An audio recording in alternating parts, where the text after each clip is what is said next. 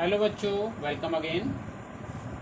Continuity का आज last lecture, question number 23 of exercise 5.1। Find all point of discontinuity of f x. और f x किस ढंग से डिफाइन है? Sine x upon x if x is less than 0 and it is x plus 1 if x is greater equal to 0। तो आप देख रहे हैं इस फंक्शन को, अगर हम ध्यान से देखते हैं तो एक्स इक्वल टू 0 एक critical point is a critical point. Critical point पे आपको left hand limit right hand limit देखनी पड़ती है। Therefore at x equal to 0 left hand limit equal to limit x tends to 0 minus f x. 0 से कम के लिए f x define है x sine x upon x limit x tends to 0। Class 11 में हमने पढ़ा limit x tends to 0 sine x upon x की value होती है। Right hand limit x tends to 0 plus F x. 0 से ज़्यादा के लिए एफ एक्स, ग्रेटर देन 0 के लिए एफ एक्स की वैल्यू है एक्स प्लस 1। इसकी एफ एक्स की जगह एक्स प्लस 1 लिख लेते हैं। लिमिट हमने लिखनी है एक्स टेंस टू 0। तो ये 0 प्लस 1 हो गया और ये भी 1 आ गया। Left hand limit right hand limit दोनों बराबर आ गई, इसलिए हम फंक्शन की वैल्यू भी इस पॉइंट पर देखेंगे। एफ 0 एक्स इक्वल टू 0 आप देखते हैं यहाँ पर, तो ये है एफ एक्स एक्स प्लस 1 की तरह परिभाषित है और एक्स की वैल्यू जो हम 0 लिख रहे हैं तो इट इज़ 0 प्लस 1 और 0 प्लस 1 हो गया 1। तो आपको यहाँ से ये क्लियर है। This implies at x equal to 0 left hand limit right hand limit और एफ 0 तीनों इक्वल है, इसलिए देयरफॉर एफ एक्स जो है वो कंटिन्यूस है, is continuous at x equal to 0। X equal to 0 पर ये फंक्शन कंटिन्यूस आ गया। अब एक्स इज लेस देन 0 और एक्स इज ग्रेटर देन 0 के लिए फंक्शन को देख लेते हैं, क्योंकि हमें ऑल पॉइंट ऑफ डिसकंटिन्यूटी देखनी है। तो अब हम x इज लेस देन 0 पर देख लेते हैं। x is less than 0 for x is less than 0 for x is less than 0 F x जो है लेस देन 0 के लिए एफ एक्स की वैल्यू है साइन एक्स अपॉन एक्स। तो साइन एक्स अपॉन एक्स, देखिए साइन एक्स जो होता है वो एक कंटिन्यूस फंक्शन होता है और x भी एक कंटिन्यूस फंक्शन होता है। तो एफ एक्स यहाँ पर दो कंटिन्यूस फंक्शन का अनुपात है या डिवीजन है, ठीक है। तो आप लिखेंगे ये जो है division of two continuous function, continuous function. तो division of two continuous function is also a continuous function, इसको ध्यान रखेंगे आप। Therefore, f(x) is continuous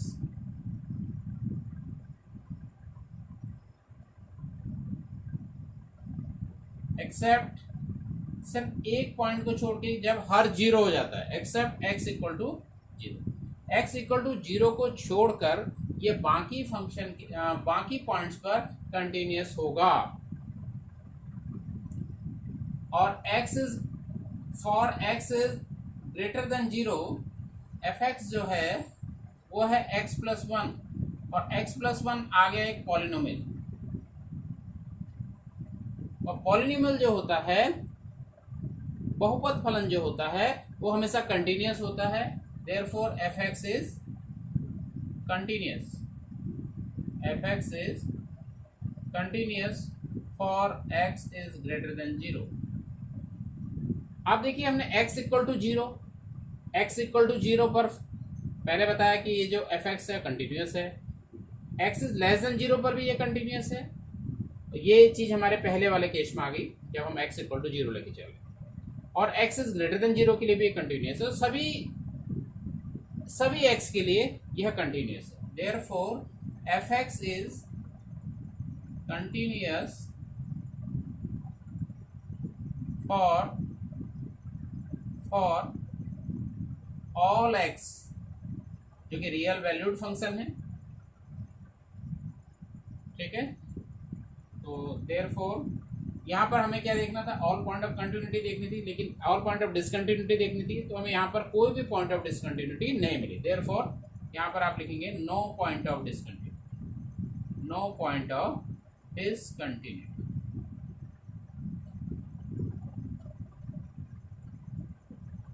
no point of discontinuity. Question number 26 बहुत अच्छा क्वेश्चन है। एफ एक्स की वैल्यू दी हुई है और ये दिया है के टर्म्स में है, तो आपको की वैल्यू फाइंड आउट करनी है। ये गिवन है कि F X is continuous at x equal to pi by 2, तो X equal to pi by 2 पर ये फंक्शन कंटिन्यूअस दिया है, तो X equal to pi by 2 पर left hand limit right hand limit आप निकालेंगे और उनको इक्वल रखेंगे और उसकी वैल्यू एफ पाई बाय 2 के इक्वल रखेंगे क्योंकि कंटिन्यूअस दिया है, तो उससे ये के की वैल्यू आप फाइंड आउट करेंगे। तो आइए इसको करते हैं। तो सॉल्यूशन, तो हम देखते हैं x equal to pi by 2 पर लेफ्ट हैंड लिमिट की वैल्यू निकाल लेते हैं। लेफ्ट हैंड लिमिट हमारी हो जाएगी limit x tends to pi by 2 minus fx, pi by 2 से कम के लिए fx, तो not equal to pi by 2, तो ये वैल्यू आ जाएगी k cos x upon pi minus 2x, limit है x टेंस टू, इस ढंग का आगे। देखिए इसको थोड़ा सा चेंज हमें करना पड़ेगा। जब हम लिमिट सीख रहे थे तो वहां पर भी इस टाइप के हमने क्वेश्चन किए थे। इस cos x को मैं चेंज करूंगा साइन के टर्म्स में, ठीक है, क्योंकि हमें पता है, एक हमने पढ़ा है limit theta tends to 0 sine theta upon theta equal to 1। इसको यहाँ पर अप्लाई करना, हमने थोड़ा सा चेंज करना पड़ेगा, इसको देख लेते हैं। तो ये है limit x tends to pi by 2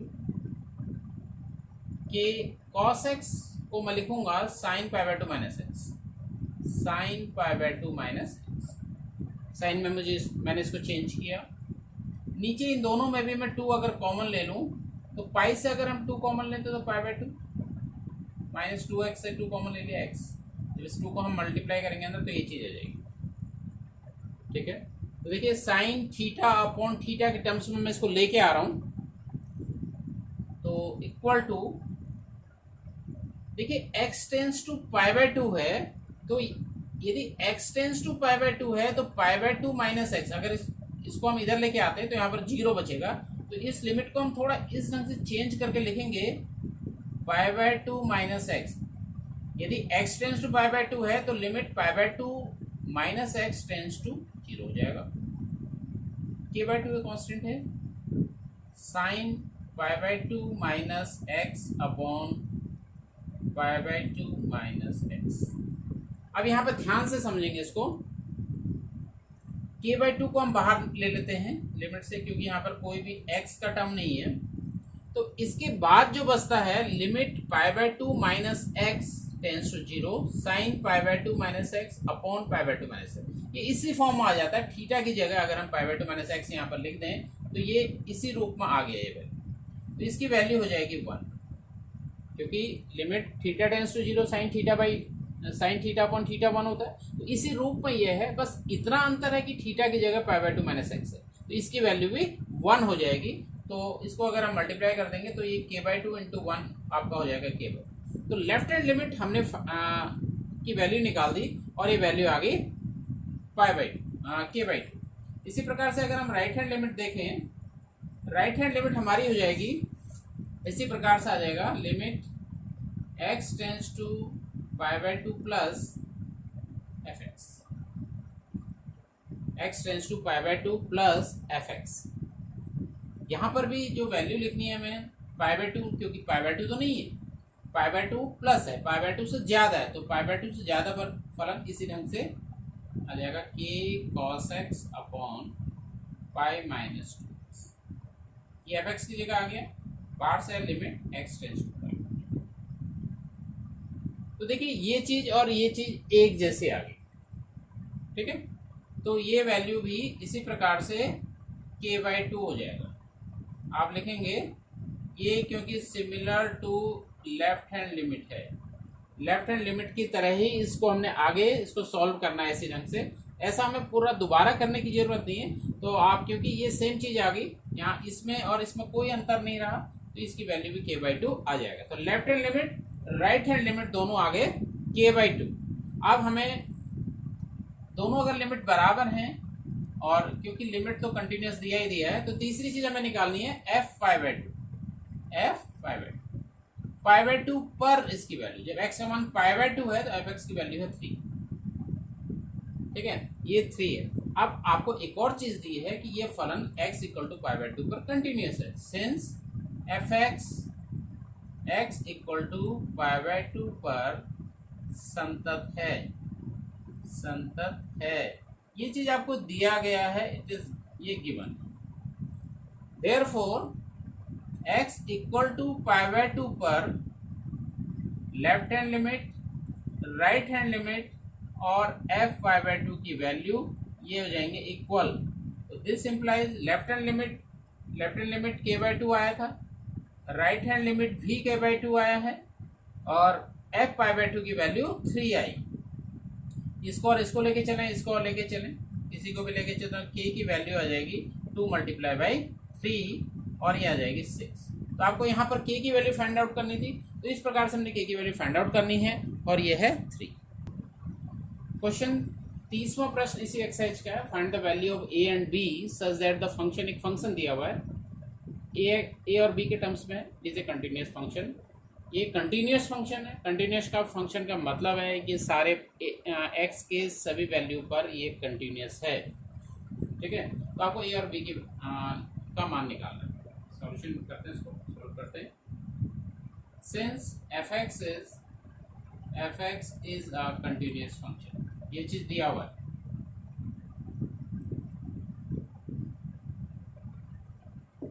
fx एक कंटिन्यूस फंक्शन दिया हुआ है, गिवन। अब यहाँ पर जो क्रिटिकल पॉइंट है, देखिए 2 पर चेंज हो रहा है और 10 पर चेंज हो रही है लिमिट्स। तो 2 और 10 पर ये कंटिन्यूस होगा, ये हम लेके चलेंगे। Therefore fx is continuous eight x = 2 and x = 10। x = 2 और x = 10 दोनों पर ये कंटिन्यूस होगा एट x = 2। x = 2 पर क्योंकि कंटिन्यूस है, तो left hand limit, right hand limit और f2 की वैल्यू ये इक्वल हो जाएगी। कंटिन्यूस दिया हुआ है, ठीक है, तीनों इक्वल हो जाएंगे। तो लेफ्ट हैंड लिमिट देखते हैं। x = 2 पर लिमिट ये हो जाएगा x टेंड्स टू 2 - fx, और राइट हैंड लिमिट हो जाएगी limit x tends to 2 + fx और f2, ये तीनों इक्वल हो जाएंगे। अब लिमिट जो लेफ्ट हैंड लिमिट है x टेंड्स टू 2 - 2 से कम के लिए fx की वैल्यू, 2 से कम के लिए, लेस देन 2 के लिए, देखिए लेस देन 2 के लिए fx की वैल्यू है 5, तो ये 5 है। अब लिमिट x टेंड्स टू 2, और 2 से ज़्यादा के 2+ के लिए, 2 से ज़्यादा x की वैल्यू 2+ है, ये x + b की तरह ये परिभाषित है, और लिमिट है x टेंड्स टू, और f2 x की वैल्यू जब 2 है, इक्वल टू 2 है, तब fx की वैल्यू 5। ठीक है, तो यहाँ पर से ये आ गया 5 इक्वल टू, यहाँ पर x की जगह 2 आप लगा दीजिए तो 2a + b आ जाएगा, 2a + b = 5। तो एक समीकरण हम बना के चलेंगे, 2a + b = 5, यहाँ से आ गया, ये समीकरण 1 हो गया, ये हो गया समीकरण 1। इसी प्रकार से हम जो दूसरा पॉइंट है वो है x = 10। x = 10 पर भी ये कंटिन्यूस है, इसलिए x = 10 पर भी left hand limit, right hand limit और f10 की value equal. Left hand limit जो x = 10 पर होगा वो होगा limit x tends to 10 - fx, right hand limit हो जाएगा limit x tends to 10 + fx, और f10 को हम देख सकते हैं यहाँ पर x = 10 पर fx की वैल्यू है 21, ये 21 है, और 10 से कम के लिए fx, 10 से कम 10 < 10 के लिए ये है ax + b, limit x tends to 10, और राइट हैंड में 10 प्लस 10 से ज़्यादा के लिए, 10 से ज़्यादा के लिए ये 21 है, और x की वैल्यू नहीं है तो लिमिट नहीं भी लिखेंगे चल जाएगा, ये भी 20। यहाँ पर लिमिट अप्लाई कर देते हैं, तो ये x की जगह 10 लिखना है तो 10a plus b equal to 21, ये दूसरा आपका समीकरण आ जाएगा। अब दो समीकरण हमें मिल गए, अब हमें फाइंड आउट करना है यहाँ पर a और b की वैल्यू, तो इन दोनों को हमें सॉल्व करना है, ठीक है। अब हमें इन दोनों को सॉल्व करके ये वैल्यू हम फाइंड आउट कर लेंगे बहुत इजीली। अब इसको आप इसको सॉल्व करके निकाल, देखिए यहाँ 10a प्लस बी है और यहाँ 2a प्लस बी है, तो अगर इस समीकरण से इस समीकरण को हम घटा देते हैं तो पहले हम समीकरण नंबर 2 मैंने लिखा 10a plus B equal to 20, ये है समीकरण सेकंड इक्वेशन। और फर्स्ट इक्वेशन, ये पहला समीकरण आपका है 2a plus B equal to 5। तो हम सब्ट्रैक्टिंग, हम इनको घटाने पर ये देखिए साइन चेंज होते हैं, आपको पता है, plus B minus B cancel हो जाएंगे, ये 8 आ गया, और ये 21 माइनस 5 16 आ गया। तो this implies a equal to 16 upon 8 that is 2। अब समीकरण 1 से समीकरण 1 में हम वैल्यू लिख देते हैं, a की जगह 2, यहाँ पर a का मान रख देते हैं 2, तो इट इज 2 गुणा 2, 2 into 2 plus B equal to 5, तो 4 प्लस बी इक्वल टू 5, यहाँ से b की वैल्यू निकल के आ गई 5 माइनस 4 दैट इज 1। तो ये आपका सॉल्यूशन है, a इक्वल टू निकाला 2 एंड b इक्वल टू 1। तो a और b की वैल्यू इस ढंग से आपको यहाँ पर निकालना।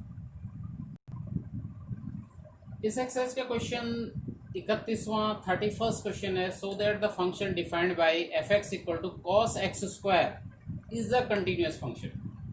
देखिए कॉस एक्स स्क्वायर को हमें एक कंटिन्यूअस फंक्शन शो करना है। अब देखिए कॉस एक्स स्क्वायर को हम किस प्रकार से कंटिन्यूअस फंक्शन शो करेंगे, तो हम मान लेंगे एक्स स्क्वायर को हम मान लेते हैं जी एक्स, माना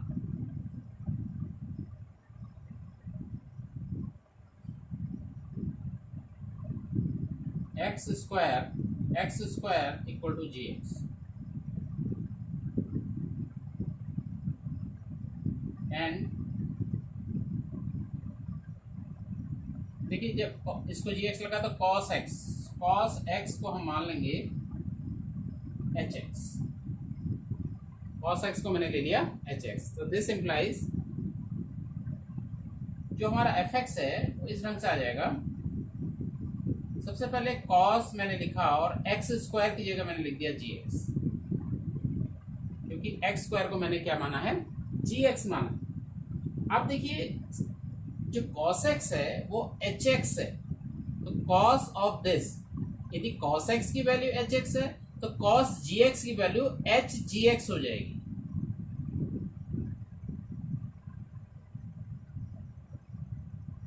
एच जी एक्स,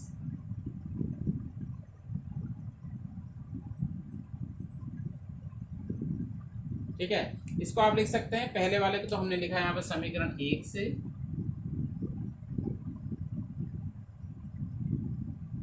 और इसको हम लिख रहे हैं समीकरण 2 से, समीकरण 2 से। और एच जी एक्स को हमने बताया था एच ओ एक्स आप लिख सकते हैं, एच ओ जी एक्स मीन्स कंपोजिट फंक्शन, एक कंपोजिट फंक्शन बन गया, संयोजन फलन बन गया। अब इसके बाद देखिए सिंस जी एक्स जो है वो है एक्स स्क्वायर, और ये एक पॉलिनोमियल है, एक बहुपद फलन है, बहुपद फलन। ये क्या है, जी एक्स क्या है, बहुपद फलन है। तो बहुपद फलन जो होता है वो कंटिन्यूअस होता है, इसलिए जी एक्स जो है संतत है, जी एक्स संतत है, जी एक्स आपका संतत है। और एच एक्स की अगर मैं बात करूं एच एक्स जो हमारा है वो है cos x, और cos x भी एक संतत फलन होता है, ठीक है, संतत।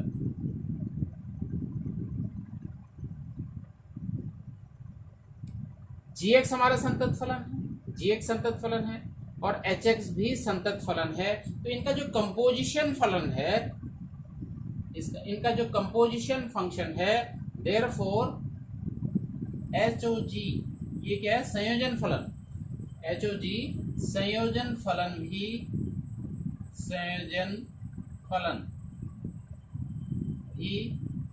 संतत होगा।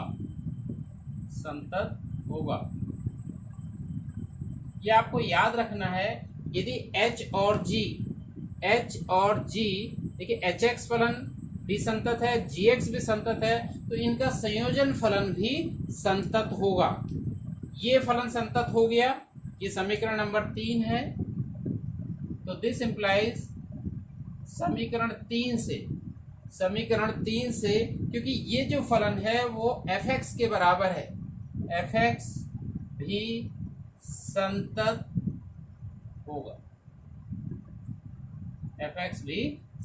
होगा, यहां पर मैं अप्लाई कर रहा हूं समीकरण 3 से। तो इस प्रकार से संयोजन फलनों को हम करते हैं।